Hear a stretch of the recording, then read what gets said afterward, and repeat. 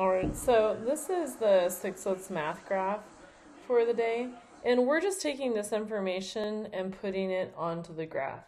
So I'm going to take these colors and these numbers from the actual amount, and I'm going to put it in my bar graph. And I got really lucky because the most I got was 15. Some of you guys might have to add a number or two across the top. So I'm just going to start at the top and write my colors. So R-E-N-G-E. Red, blue, yellow, brown, and green. And I am going to ask that you use your color pencils for this. If you don't have them, you could use a marker as long as it doesn't go through the page. But color pencils are really the best that, for choice for this one. Okay, so for this one, all I'm doing is I'm taking this number and I'm coloring that number of blocks over here. So, and I just want to make a nice, because the whole point of this is it should not be sloppy. When you're doing bar graphs, there are visual representations that people can just look at without having to wonder. I'm also going to be skipping. If you wanted to color them both orange, you could. It doesn't matter to me. I would just say that whatever you're going to do, just be consistent. The next one I need 9, so I'm going to stop at 9. And again, like I said, it's visual. When people are looking at this, they look at this information instead of having to read the numbers on the paper, and it's more appealing and maybe a little bit more engaging as far as when somebody sees it, they can look at information a little bit quicker and get the idea. Blue.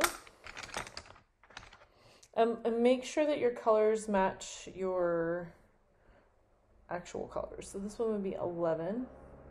And I'm coloring the block 11 and then working my way down, because then that way I don't color up too far. It makes it very difficult to erase.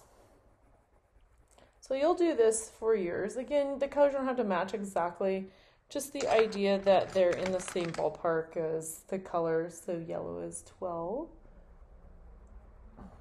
Again, I'm coloring in that top one and then working my way down.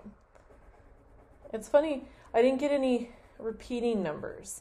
We'll talk about mean, median, mode, and range maybe in the next couple weeks. So we'll add that to our informational charts. Brown, I had 14. And you can see again, there's an increase in this. I'm going in order, so this makes it a little easier to see. It's not necessary. You could have the big one and all of them mixed up. That part's not a big deal. And my last one is green. It's the one I had the most of. I had 15.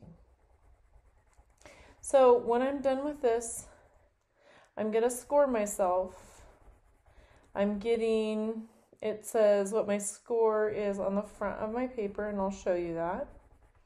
So for day 2,